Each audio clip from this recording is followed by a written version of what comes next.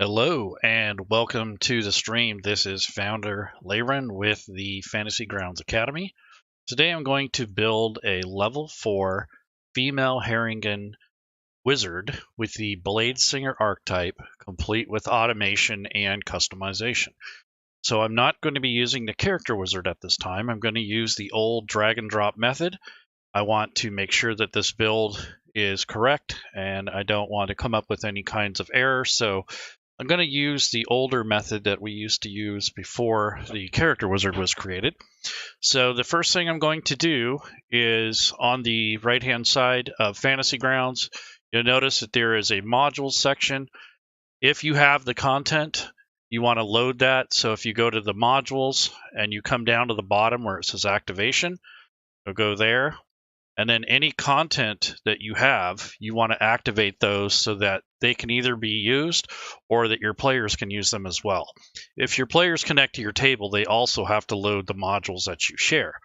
But at this point, I already have everything loaded, so I don't have to go through that. As a matter of fact, I have the Rob2E coding effects along with all of the potential character creation content loaded. So that's all these different books here. There's a whole bunch of content here, but honestly, for this build, you probably only need the Sword Coast Adventures Guide, the Player's Handbook, and the Beyond the Witchlight, the Wild Beyond the Witchlight book to do this. And you might need one of the other Mordenkainen's or Tasha's or one of those, but you don't need every single thing loaded. I just happen to have this here in case I want to build other characters. So once you have those loaded, first step is you're going to go to the player part of this module or this interface, click on characters, and if you notice there is a character wizard button up here, which I'm not going to use this time. I'm going to click on the green plus button, which is going to bring up a blank character sheet. I don't really have a good portrait for this character, so I'm just going to select a random one from the internal assets that come with Fantasy Grounds for free. So there is a Fantasy Grounds Fantasy bag here, which is where all your portraits are. So I'm going to just use something out of there just to have it. So later on, when I show the character, I'll be able to put it on a map or some sort of for a demonstration. So this will take a moment to load because it has to go through the entire library of assets for the different types of assets for portraits. So I'm just going to add one of these characters in here. I'm just going to use this elf. She has really long ears. Maybe she can pass as a rabbit folk. And then we're going to call her Hari. So Hari Harengon is going to be her name. I don't really have a good name for her, so I'm just going to call her that. It's going to be a female. And then for the stats, I can go ahead and either do point by, or I can do whatever system I want to use. I can do 4d6, drop the lowest, but I'm going to do the standard array, which is 15, 14, 13, 12, 10, and 8. So I'm going to put 15 in Dex. I'm going to put 14 in Intelligence. Actually, I'm going to reverse those. So 14 in Dex, 15 in Intelligence, because she is a wizard. I'll put, 12 in a Charisma. I'm going to put 13 in Con. I'm going to put 8 in Strength. So we have 15, 14, 13, 12, 10, and 8. So those are all her stats. So that's usually the first thing you want to do when you start a character, is to start with those ability scores first. When you're using the wizard, you don't necessarily have to do it like that. So the next step is going to pick background. So a battle-ready character is how you remember this. So A, B, R, C, or abilities, backgrounds, race, class. So the next thing is I'm going to click on character over here on the right. I'm going to open up the backgrounds. And one of the backgrounds I want to explore is I want to make her an agent of one of the factions in the Forgotten Realms. In this case, she's going to be one of the faction agents from the Sword Coast.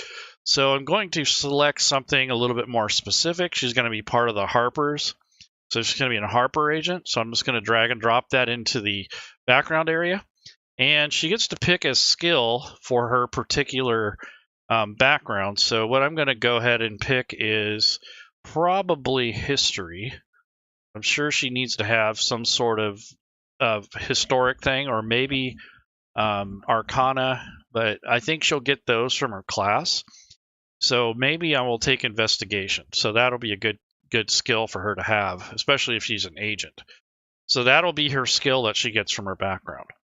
So once I'm done with that, then I'll open up the races banner on the right, and I'll go down this list here, and I'm going to drag and drop the Harengon, which is this Beyond the Wilds, the Witchlight. So I'm going to take that, drag and drop it in the race area. So take this link, drop it, and it's asking me to increase one ability score by 2. So this is taking the standard method. So I'm going to choose probably dexterity. This way she'll have a really good chance of escaping. And then I get to choose one for another stat. So probably con or maybe wisdom or charisma. So she does investigation, so probably going to put it on her intelligence. That's going to help her the most. So let's go ahead and grab and take that. So she has pretty good stats. 16, 8, 16, 13, 16, 10, and 12. So that's pretty good. And now I'm going to open up the class and level with this little magnifying glass, or what you might call a, looks like a tennis racket. And then I'm going to drop down here where the classes are and open that up. What I'm seeing here is a list here of classes, so I'm just going to grab the wizard from the player's handbook. So drag and drop that on here. And that is going to pull in any of the class features or any of the things that are attached to this particular class. So now I get to pick 2 skills. So if you're using the drag and drop method, you have to be careful for skill overlap. So if you click on the skills area, you get perception from your race, you're getting an investigation and insight from your background. So I'm going to pick Arcana and History. So those don't overlap. So if you do that on accident, it won't tell you. So you might miss out on some of your skills. So that's why the character wizard's nice, because you have less likely to be able to do that. So go ahead and click that, and that's going to add those. And that's pretty much it as far as the character build goes.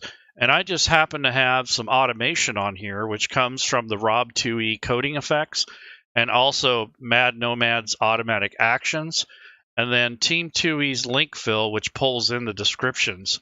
And that also comes from Matakire and Rob 2e. So I have these loaded to make this a lot quicker. So he's actually already has the starting equipment for the background and for the class features. Those come from parcels that are made for specific builds. So if I go to my inventory, it's already pulled in the basic inventory from that class. Now later on we can go back and adjust this, but just to show you that it's already been done, including the starting gold. So all that stuff's been added. So these are things that have been added into the rule set to enhance them. Many people get discouraged or like, how come Fantasy Grounds doesn't already come with all that? Well, it wasn't originally intended or designed that way. These things kind of happened along the way. I think the intention will be later that the Fantasy Grounds will incorporate more and more of the automation into the traits. And I'm already starting to see that happen. So if you're patient enough, that will come along eventually. So you get to pick some languages. So there was 2 of my choice and then 1 other choice. So I'm going to pick Elvish and Sylvan, which kind of makes sense for this build. This individual is from the Feywild, I guess. And I get 1 more, so I'm going to pick Terran, which is the Earth language. And those are the starting languages. And then if you wanted to, you can get into looking up these things. But I'm not going to really worry about that until I get to 3rd level, because that's where you get your archetype. So we're going to make a Bladesinger. So to level up in the old standard way of drag and drop, all you have to do is take this little link on the far right, which is underneath this plus button. It might look like a dragon or a skull or something like that, but in this case, it's just a little icon with a dragon on it. So I'm just going to take this, left click, drag, and drop. And that's going to actually open up this particular specialization. And I'm going to pick blade singing, because that's the build I want. And I'll click OK. And that gives me my archetype and anything that's associated with it. So in my abilities tab, it'll add all that stuff automatically. And with Rob 2e's coding effects automation and Mad Nomad stuff, it also adds the blade singing feature and arcane recovery as part of this build. So there is a bit of automation in that regard. So instead of doing it manually, it's doing it for you. So I'm going to go ahead and level up again to level 3. And at this point, level 3 is just going to give me some more hit points. I get more spells. It didn't really add anything specifically, but it did give me more spell slots. So the next thing is I'm going to level up to level 4. Now I have a choice. I can pick an ability score increase, or I can also choose a feat. I think in this case, I'm going to choose a feat. So Harengon is going to have the Warcaster feat, which I think is very valuable for a spellcaster. She is a little bit on the martial side, so she will get engaged in some minor combat, maybe not direct combat, but kind of jumping in and out of combat. So what I'm going to do is go to the feats area in the character selection area. But first I want to level up to level 4. So I'm going to drag and drop this onto the sheet. I am now level 4. And it will add anything that's appropriate to that level, including the ability score improvement. So I'm going to forego that. I'm going to put a note there that I took a feat. That's all I'm going to say there. And then I will notate which feat I chose. So in this case, Warcaster. So this way the DM knows what I chose. And then I'm going to go over to the character area where the feats are, pull up that list, and then on the character sheet under the abilities, the feats are on the very top. So I'm going to drag and drop Warcaster onto this area on the top under the abilities area. So if I come over and I scroll over to where I get to W for Warcaster, drag and drop it there. And what this does is it adds the automation so that when you are using this character and you're actually using this Warcaster feat, it will add the advantage on saving throws for concentration checks. So that's very handy. This also does other things as well, but you have that advantage. You can perform somatic spells even if you don't have both of your hands or if you're using a shield. And when a hostile creature's movement provokes an opportunity attack, you can use your reaction to cast a spell. So that's really cool. So that is a really powerful feat. So that's why I chose it, to make it more compatible with this build. So it's kind of optimizing this character for melee, kind of like a light melee, but spell casting combo. So that's what I like about the Bladesinger. They're very dexterous and very swift.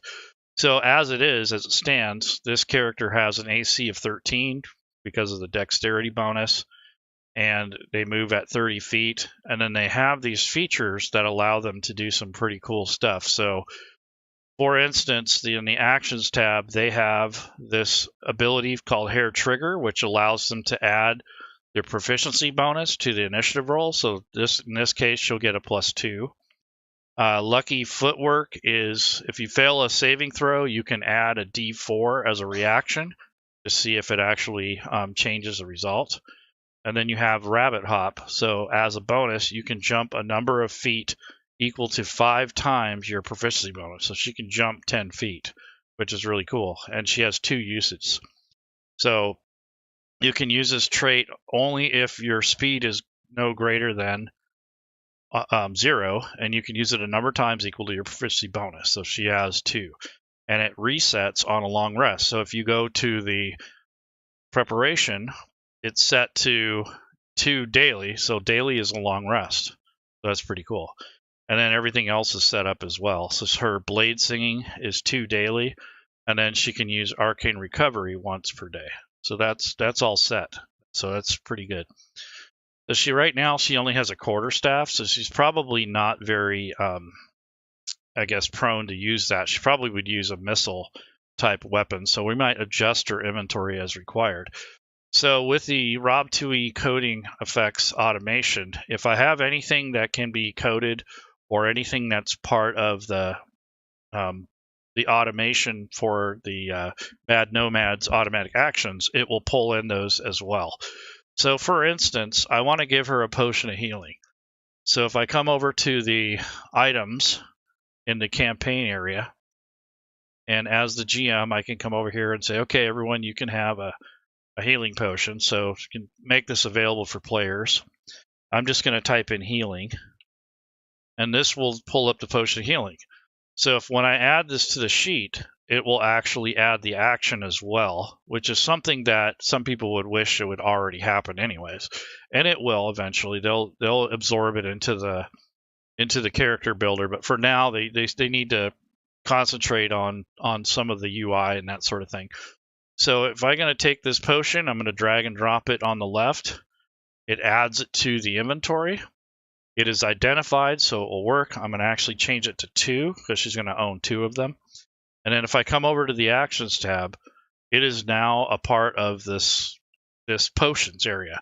The only thing I need to do now is set up the usages. So I'm going to change this to 2 in the preparation mode, and for daily, I'm going to change this to once, because once you use them, they're gone. They don't replenish. So that's just an example of the automation. I'm also going to add a crossbow, I think. So I want to look at her actual abilities. So she can only use daggers, darts, slings, quarterstaffs, light crossbow. So I'm going to use a light crossbow. So I'm going to go to her inventory and take a look at what she has. So she has the quarterstaff. She has some other content here, and then she has her backpack. So I'm going to go ahead and add something in here. And she also has a pouch. So I'm going to take and organize her inventory after I'm done, and then I'm going to add this particular item. So let's go with I think she's going to have a light crossbow. So I'm going to put light. So here's crossbow light. Let's drag that over. You need a case to put the crossbow bolts into, so you can hold them so they're not just in a big pile. So drag and drop that on here, and then so that's basically the quiver. And then I'm going to go over bolt. So crossbow bolt. There's 20 of them right there. And that will add that here. So once you've done that, you pretty much have a pretty complete character as far as the build goes. So it didn't take too long to build that character once you get familiar with where things are at and if you have the content. Now, if you don't have the content and your DM does, you can connect to his table, and that'll allow for you to use whatever content that he shares with you or her. So I have all that stuff done. Everything is pretty much set up, including the actions, the automation, which is really nice. So this Warcaster feat is basically the main thing that's going to help her in combat. I want to add the crossbow here. So this was 20 for ammo. If you open this up, it is a two-handed item. So I'll open the description. So I'm going to change that to 2 hands. And normally when she uses the quarterstaff, it's two-handed. She doesn't have a shield. So I'll just change those right up front. And it does a little bit more damage that way. So she's not much of a melee fighter, but definitely a ranged fighter. So this is something that you can do on your own if you have the content and if you have the time and patience to learn the drag and drop method. It is the way that this used to be done before the character build was created. The character wizard will be improved over time. It's already come a long ways. So now that we have this built up, I want to go ahead and start doing a little bit more customization. So being that she only has basically she only has her dexterity, I'm going to give her a magic item. So if I go to the items, I'm going to go for a ring of protection or maybe a cloak of protection. I'm thinking a ring because she's maybe a cloak. Let's take a look. Yep, so there's just a regular cloak. So let me go with protection. So nothing there. I don't think she needs it. I think she'll be fine. She can't wear armor, so that's the thing. I thought she'd be able to wear leather or something like that, but apparently not. So that's fine. We'll just say that she needs to stay out of the way of combat. And she also has spells, so we're going to do that next. So on the Actions tab, I'm going to get ready to drag and drop the spells. So if you're in the combat and you're in Actions, this is what it would look like if you're getting ready to play. So you change the mode in the display at the bottom. So now what we're going to do is drag and drop the actual spells. So she gets 3 cantrips and then some other a handful of other spells. So if you go to the actual class of this character and you pull up this chart under the description, you're going to notice that there is a table that will show you what you get for this particular build. I recommend that you actually drag and drop this into the hotkeys, because as you build your character, it's easier reference than having to come here all the time and pull it up. So at 4th level, you get 4 cantrips, and then at 4th level, you get 4 first level slots and 3 second level slots. When you're on your actions tab, you'll see that. So you can only have up to so many spells in your repertoire. So I'm only going to grab a handful of spells for 1st and 2nd, and then some cantrips. So I'm going to take and go over to the spells list, which is over here on the right under spells. Now this is not automated because there's no way that the Nomad's content is going to know what spells you want. So I'm going to go over to spells, which is in this group called the 5e effects coding, and this is a module that's loaded in the campaign. So you won't have these unless you purchase these outside of Fantasy Grounds. They're on the DM's Guild. So if I go to the character build or the library and go to modules, all these purple modules here are the Rob 2e coding effects modules. They're on the DM's Guild. So some people buy them individually, or you can buy the whole bundle, or you can buy them one at a time, whatever you want to do, or you can do it yourself. You can actually code these yourself once you get familiar with the syntax and that sort of thing. It's really not too hard once you kind of get your mind wrapped around it. But nonetheless, I'm going to filter this list of spells. I'm going to change it to level 0, which is cantrips. And then for the source, I'm going to change it to wizard. I want to see what they have in here for this. So down to wizard. And now I'm going to pick which ones I want. So I'm going to pick mage hand as one. That's very utility. And just drag and drop it up here in the spell slots, and it will automatically add it to where it needs to be put on the character sheet. I definitely want Firebolt. That's always handy. And then I'm going to have Blade Ward, which is kind of a defensive thing. And then Prestidigitation, which is really utility and kind of useful in certain situations. So those are what I have for that. When I go into cantrips, I'm going to double check to see what the ability score is. In this case, it's not auto-assigned yet, so I'm going to go ahead and change that to intelligence. That way, this ensures that everything that has a saving throw has the correct spell save DC, that sort of thing. And now I'm going to go to level 1 and pick a 4 or 5 spells out of here. So I definitely want some of these more useful ones, like Fog Cloud is a really good one. So I will take Grease, and I will take Magic Missile, and I want the Fog Cloud, and let's see, there's Silent Image or Shield. Well, I don't want Shield. I want Mage Armor, actually. Mage Armor is a lot more useful. So Mage Armor, maybe I will take Shield just in case. So there we go. So there's the first level spells. Now I'm going to go to the second level, and I'm going to drag and drop those into this area up here again where the spell slots are. So I want to go with Hold Person. I think that's handy for controlling things. I want to go to spell like Web, maybe, because that's good at containing people. And then maybe one offensive spell. So there's Cloud of Daggers. Flaming Sphere is pretty useful. So that's pretty good. So you got a few 3rd level, 2nd level. And when you click on these, it should parse. So if you open this up, it will change all these DC challenge ratings to the correct number, because right now they haven't parsed yet. It hasn't re-looked these up. So that's why the number is different. So anything with the save, basically, I just click on this magnifying glass and it just automatically looks the spell up and changes that number. I don't know why it does that. Sometimes it won't parse the spell save DC. It just depends. If you take them from the player's handbook, they don't normally do that. But when you grab them from a third party, such as these, for some reason, they don't want to parse. So those are all the spells. So those are the spells in the spell book. Another thing I like to do just off the cuff here is I would take and open the spell book in the inventory and go to the spell book and add the spell book here, and I will link the spells that I have in the actual spell book. So this is a way to keep track of what spells I had in case I mess them up on the sheet. So you could take and drag and drop your spells into this a list.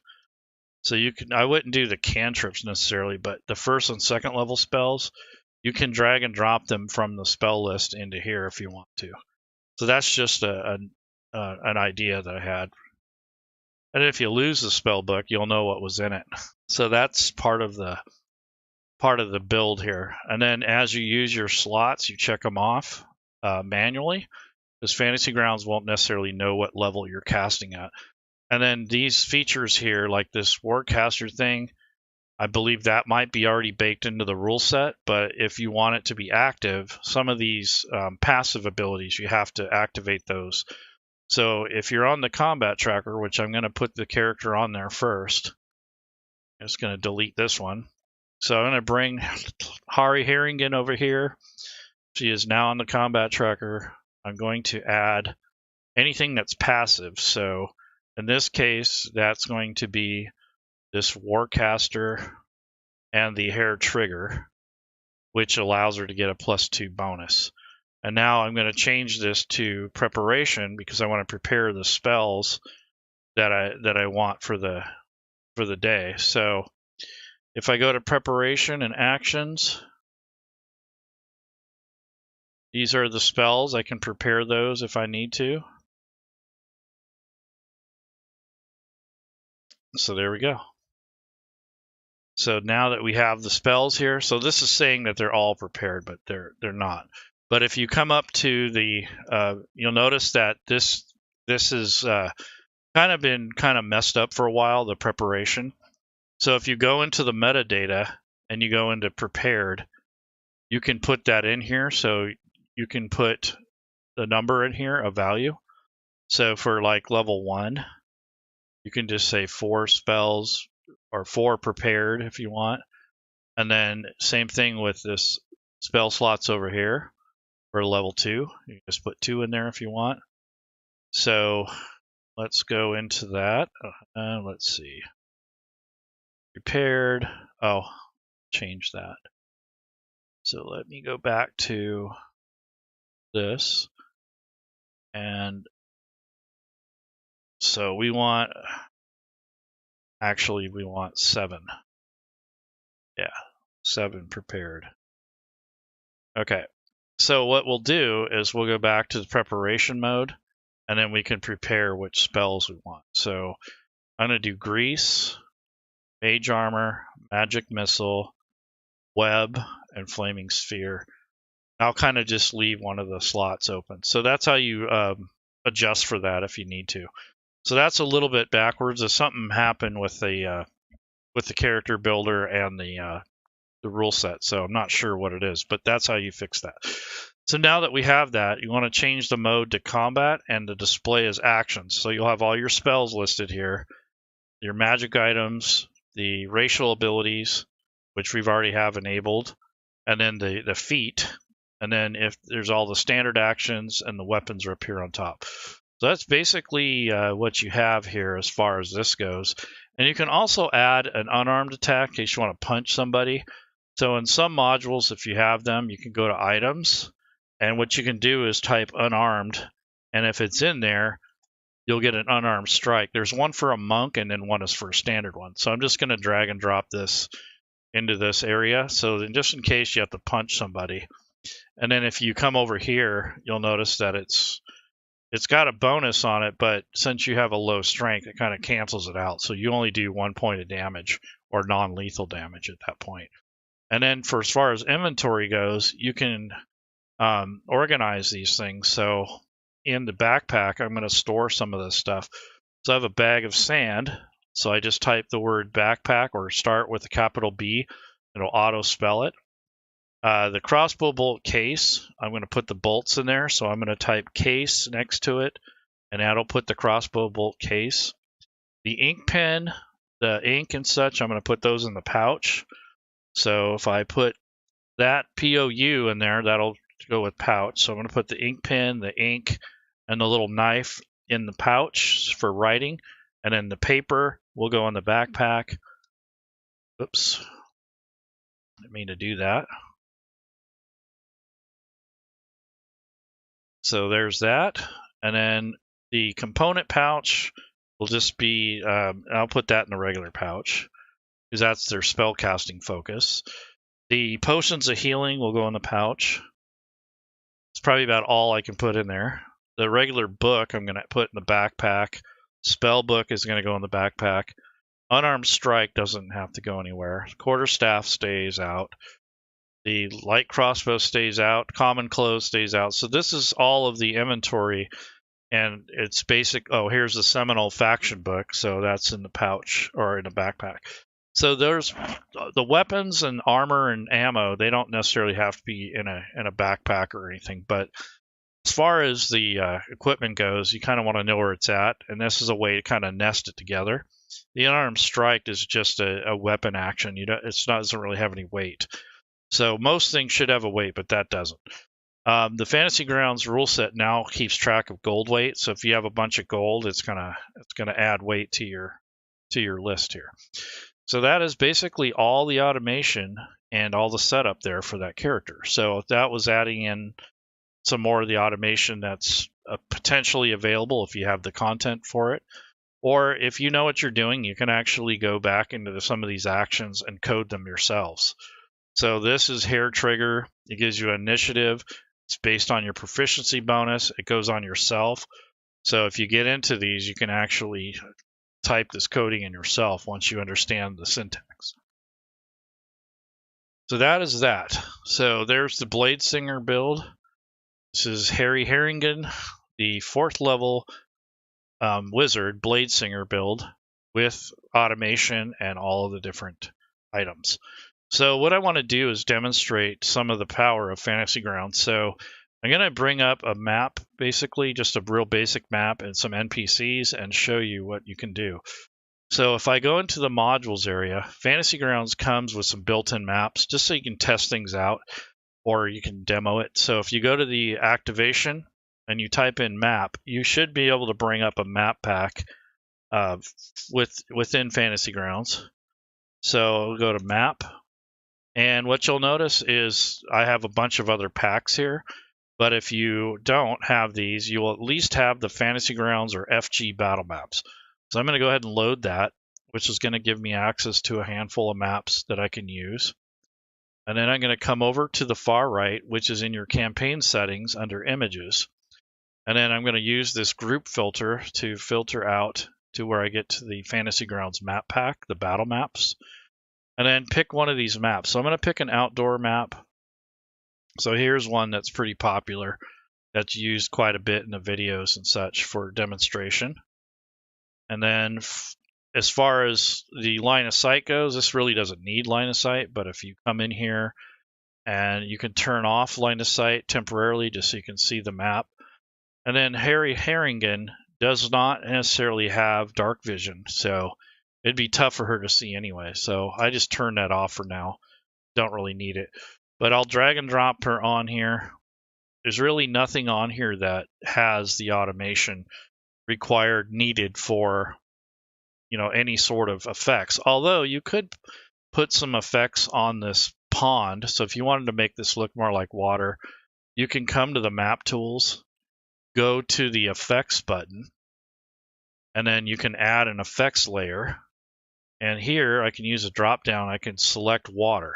And what it does is it applies it to the entire map. So to get around that, to make that so that doesn't happen, you can turn off, or you can put a mask on and then hold down the Alt key and to just trace around where you want that water to show up. So it's only going to be in this area. And then you can blend in the actual edges so it doesn't quite look like anything particular. And then you can actually change the speed and the droplet size and how much you want it to move around. So here's the intensity. So you can do things like that. This is kind of hard to tell on this map because of the way it's colored. But there again, it's just up to you what you want to do with it. So there's a little pond with some water disturbing on it. But I want to grab a couple goblins and show you some things about this particular character and about Fantasy Grounds. So if I open this up and expand the character sheet out, this is normally how I have my character sheet as a player. And then the battle map, I usually have this set to where I can see it and nothing's covering it. And as a player, you don't have a lot of flexibility.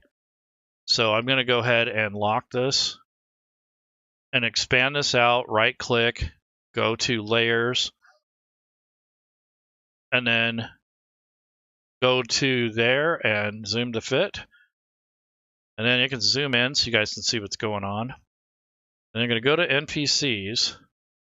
And then from here, I'm going to grab, let's just say that instead of a goblin, let's do say a big brown bear is going to attack her. It's pretty dangerous, actually. Yeah, no, I kind of like the dire wolf or something that's kind of scary. So here's a dire wolf. Almost probably too much of a challenge for her, but we'll see what happens. So there's a dire wolf. So once I have him on the combat tracker, I'm going to make him visible and drag him to the map. So I'll put him over here somewhere. So there's the link for the NPC. I need to look at it, but I'm going to actually drag the token over. So here's the dire wolf on the map. And then here is Harry Harengon. So I'm going to move her over a little so she has some distance. Okay, so what we'll do is we'll pretend that she's walking around in the forest and she sees this big wolf here. I'm going to turn off the auto center map because once I have it where I want it, I don't want it to keep moving. So if I go into options and then I can turn off this turn auto center map off. So if I do that, it'll keep the map from jerking around when you're trying to do this. And for the character itself, I will drag and drop the initiative down to the hotkeys. And then maybe in a skill, maybe animal handling, or maybe get this out of here. This is usually investigation. Okay, so investigation's on there. But maybe I want to put Arcana and a couple others, so I can drag and drop those down here into the hotkeys. So Perception and Arcana, probably just the only two I really need. So these makes this a little simpler. And then for the next actor or turn complete, you can also drag that button down here. So you can have everything right here in a nice, easy spot, so you can access them as a player. So now I'm going to roll initiative. So I just have to click on the toolbar. I rolled a 20, so Harry Harengon gets to go first. It is basically it's round 1. So now that it's round 1, she gets to choose her action. So she sees the dire wolf coming towards her. He hasn't started running yet, but he's walking. So if I pull up the sheet, go to the actions tab, she's going to cast a spell. In this case, it's going to be armor. So she's going to drag and drop the armor ability either onto the map or onto the combat tracker, either way. So now she has her armor class of 3. And what she's going to do is but she's going to walk down here to try to get some distance and to move to where the lake is or this pond is in the way. So actually, I think she casts a spell, and then she's going to move. So I need to hold down the Alt key as the Game Master to emulate her movement. So I moved her down here, and she's trying to put some space in between her and the dire wolf. So that's basically her turn, and then she's going to pull out her quarterstaff or light crossbow. So that's her turn. So the dire wolf sees her, and he can move 50 feet. So let's see what happens. So he's going to run towards her, or at least move towards her, advance. So I'm going to hold down the Alt key as the Game Master because you can't move like a player unless you start it off like that. And then this is going to keep track of his movement. So he's going to move down here, and this will be his turn. So he's getting closer. So he's basically on the run to get her. So that's his turn. Can't do anything from this distance yet, but he's closing in. So Ari is going to move first. So I'm going to have her move her full movement rate. So again, hold the Alt key just to start it off. You don't have to hold it down the whole time. And this will bring her to this square here, which is, opposite side. So if he tries to move through that water, it'll slow him down a little bit. So I'm going to go ahead and use her character sheet. So I think since she knows that she's in trouble, she might actually use a spell. So I'm going to use Firebolt. So if I cast Firebolt, what it's going to do is give her a ranged spell attack, which is more in her favor. So this has a saving throw or attack roll in this case, so I'll just drag and drop that onto the dire wolf from the character sheet. And if you look at the effect and what it had here, she missed. So the spell went off, she missed, and it just kind of went past the dire wolf, kind of just shot over its back. So she kind of mistargeted. So that was her turn. So she kind of screwed that up. But she'll pull out her light crossbow. So the dire wolf is going to move 50 feet again. So again, I'm going to hold down the Alt key and move this guy 50 feet around the lake. So he's getting closer, and then that's his turn. So Hari is going to move up and around. So again, I'm going to move her token, move it the full 30 feet to try to get away. Eventually, he's going to catch up. And then she's going to let loose her crossbow bolt. So I'll drag and drop that onto the basically onto Wolf. And this time she's able to connect. So she rolled 17 plus 5. So now I get to just drag and drop the damage on this dire wolf. And she did a total of 10 points of damage. So that thing pierces its hide and goes, "Arr!" So basically she got off her attack and she was able to fend off try to keep him away from her basically. So now the dire wolf is going to start howling, maybe calling others. There's a little sign right here. It probably says no swimming or no fishing. But I'm going to go ahead and go to the Alt key. And again, I'm going to move him towards her. So now he's just out of range to attack. So he's right there. He's just about there to get to her. So that's his turn. So he's snarling away. So Hari doesn't have much of a choice here, but I'm going to have her cast Grease. This might slow him down, or maybe magic missiles, but if she doesn't do it right, it's gonna really hurt. So maybe she'll do web just to keep this guy from attacking. So she has basically a web thing that has concentration. So I want to go ahead and do the web. So I'm going to cast it, and the way it says is you have to conjure a 20-foot cube within your choice. The web fills the cube from that point for the duration.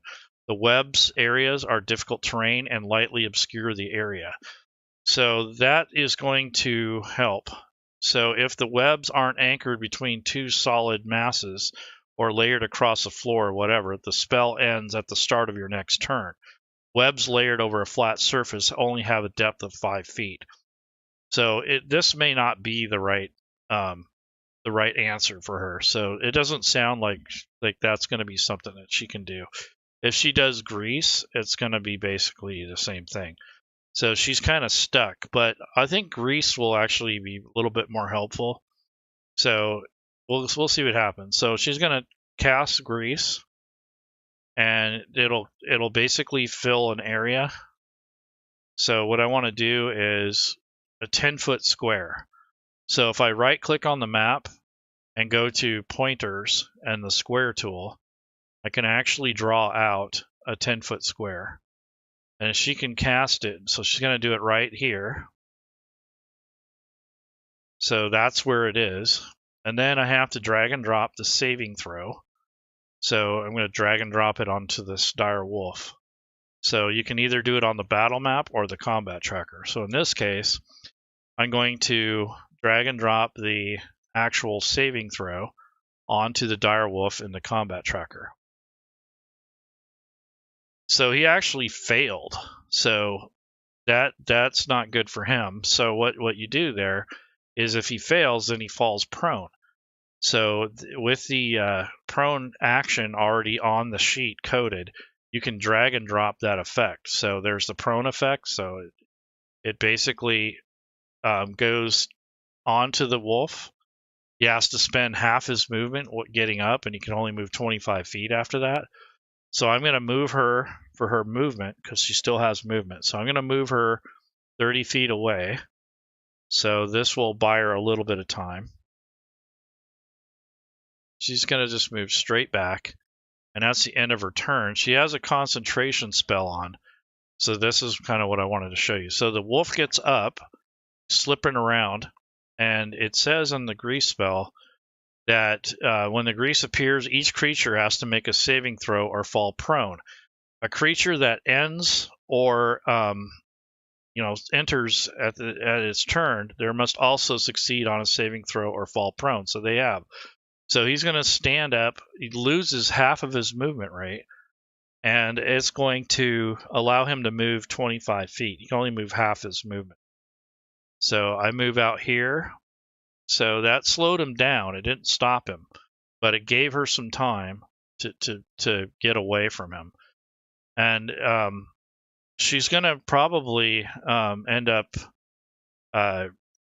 where she has to, do something more drastic. So on the effects here, I need to remove the prone because he's basically, he's not prone anymore. And that just bought her some time. So I need to do something a lot more drastic. So she's got a couple potions of healing just in case. So she might just go with some offense here. So let's look at the Flaming Sphere. So that's okay. Let's do Magic Missile, but she's going to cast it at level 2. So I'm going to select a level 2 slot, and that will give her 4 Magic Missiles. So I'm going to pick up the damage, right-click 3 times to get that sort of damage. Automatic hit. So just drag and drop those. Okay, so it did heavy damage. So 14 points of damage to the Dire Wolf. That's pretty nasty. But she's opened herself up to attack. Now the Dire Wolf comes up, and he's going to maul her. So he comes up, moves up, takes a jab at her. So he's going to go for the bite action. And if he succeeds, if the attack exceeds, it not only does it, if he succeeds, it does damage, but also they'll be knocked prone. So he might try to knock her down. So let's see what happens. So he drag and drop this onto Hari. And 7 plus 5 is 12. So he missed. She is so lucky.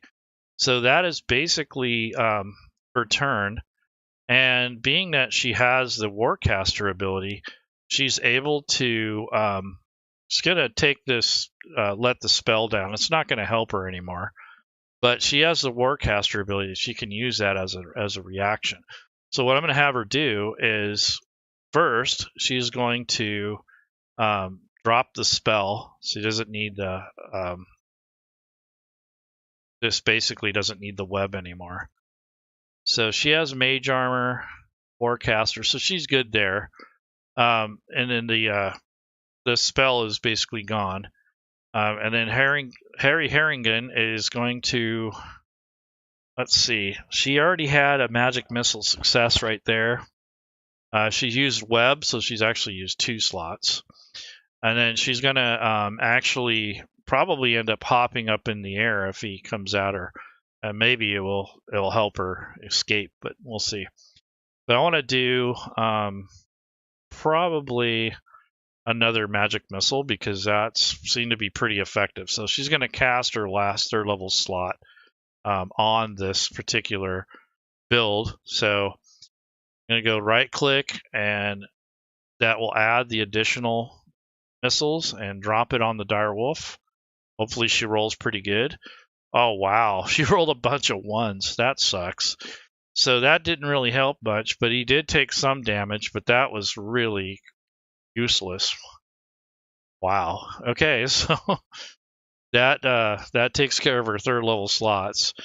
And then she's going to just basically stand her ground and just take it.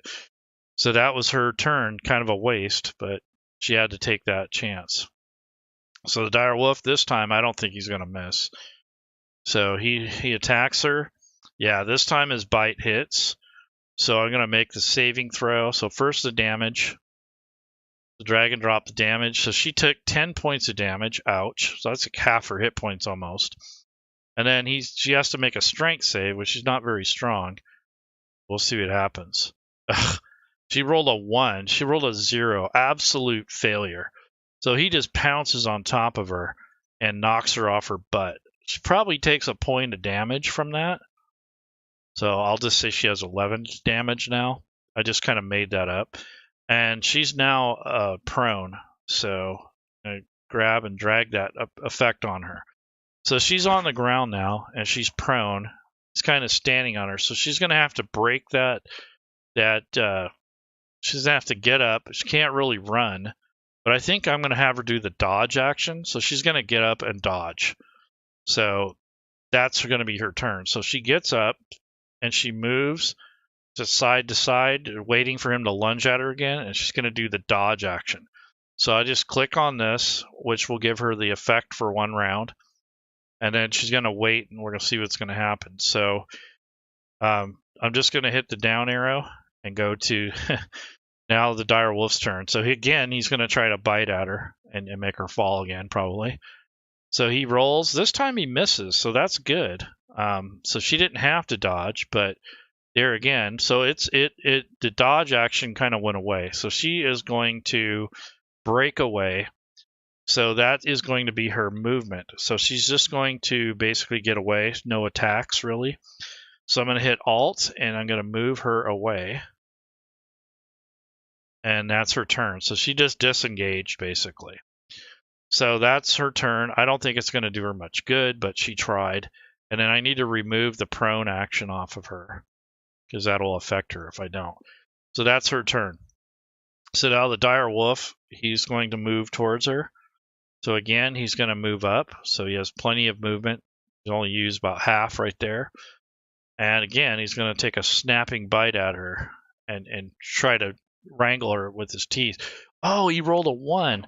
So all right, so he takes a bite and she moves out of the way. And I'm actually going to take the prone attack and put it on him. So he made himself prone at that point. So he also falls and breaks his action and loses the rest of his turn. So that gives Hari an opportunity to escape. So I'm going to do, since he's on the ground, he can't really attack her. So she's just going to run away. So I'm going to do double her movement rate. Actually, no, you know what? I'm just going to move her normal rate away. And since he's prone, he can't really attack her from the ground very easily, because he kind of rolled onto his back. So I'm going to do is take and just kind of move her away. So she kind of gets a free, not say a free action, but she doesn't have to worry about getting the opportunity attack. And this time, I think she's going to cast a more powerful spell. So she doesn't have any more magic missiles that she can cast at 2nd level, but she can certainly cast at another level if she wants, or she has Firebolt. So let's go with the magic missile. Doesn't do as much damage. It's kind of risky, so I'm going to do Firebolt. So she casts Firebolt and drag and drop this on him, and she's actually able to hit because he actually had a prone on him. So he fell, and she cast a spell on him, and he's on the ground, basically. She was able to hit him. It dropped to 13. She got to 14. And now I'm going to apply the damage. So for the damage for Firebolt, drag and drop that. It was actually not Firebolt. It was, let's see. Yeah, it was Firebolt. So 1d10. So there we go. So 5 points of damage. So he's hurting. He's got singed hair. He's smoking. He's on fire. So basically, that's her turn. And then I'm going to check off a 1st level slot and then pass turn. So now he has to get up, and then he can move 25 feet. So he can move close enough. Yeah. Oh, he's just out of a range. So he comes up, his teeth are snarling and snapping. And so that's his turn. Now I could move her. I can have her run, which might be a good thing. So I'm going to have her run, which is double her movement rate. So if I hold down the Alt key and move 60 feet, and that should buy her some more time. Yeah, so there's her movement. So she's trying to get away from this guy. So this is a kind of a scary situation. Can't really do much else, but she's going to prepare herself for the worst. So the dire wolf is really upset. So I don't know if he's going to pursue her or not. So I'm going to make a check. I know there's no morale, but I'm going to say if he rolls over 12 or whatever, then he can make it.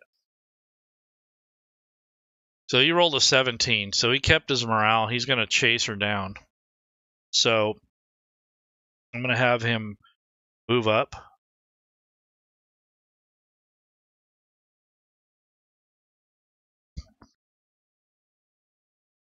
But he was prone, so he can only move half of his movement rate. So that's where he's at, basically right there. So that did help her. All right, so I think she's going to cast Magic Missile this time. So she gets 3 of them instead of 4.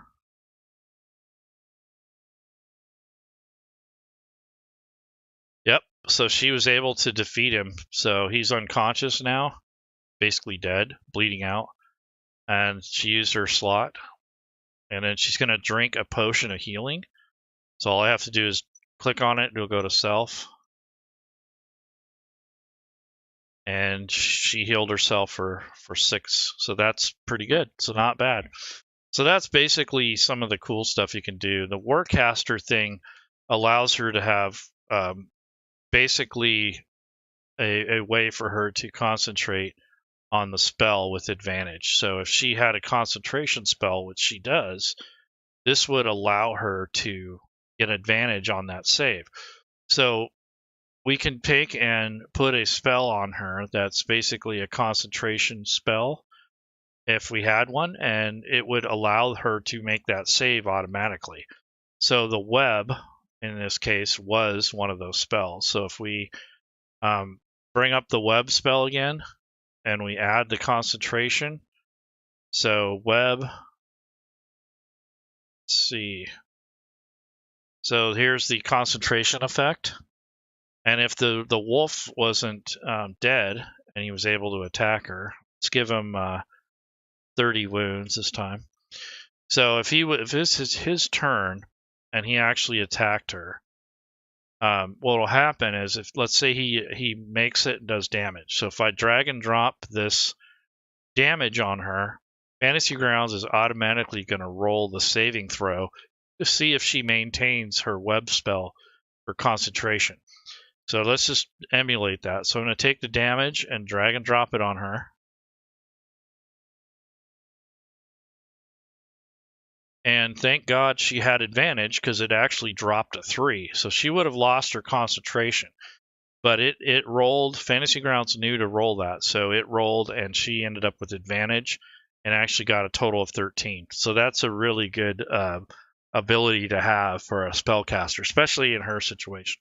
So that's how that would work for the Warcaster, which is really nice, because I think sometimes that gets left out or forgotten. So it would be very hard to forget something like that.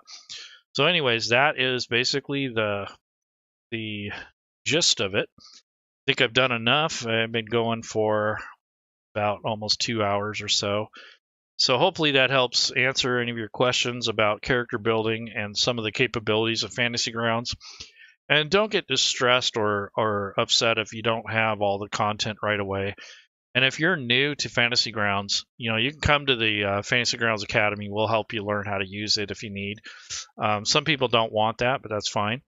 Also, you have to have access to the content. So a lot of the content that I used is third party on top of all the actual official content. So just let you know that it's not perfect. There are some bugs with it, but for the most part, this drag and drop method is pretty stable, and the character wizard still needs a little work. So I just turned in a bug report today. So if you run into problems with the character wizard, take the time to go to the website and find in the House of Healing under Unity, find the character wizard area and report the bug. Send them your character and your console log. So if you come over to the chat window and you type console, /console, it will it'll save your console in the background, and it will allow you so you can send that to Smiteworks so they can take a look and see what's going on. So that is basically the gist of this. You guys have a good weekend. Enjoy your weekend, and hopefully I'll